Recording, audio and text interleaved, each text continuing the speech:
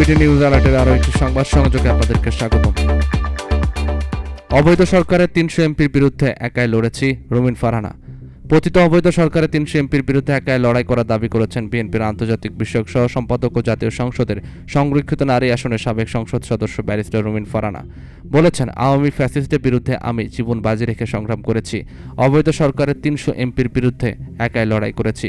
শুক্রবার ২৭ জুন বিকেলে ব্রাহ্মণবাড়িয়ার আশুগঞ্জ উপজেলা দুর্গাপুরে ইউনিয়ন জাতীয়তাবাদী তরুণ দলের উদ্যোগে আয়োজিত কর্মসভায় প্রধান অতিথির বক্তব্যে তিনি এসব কথা বলেন।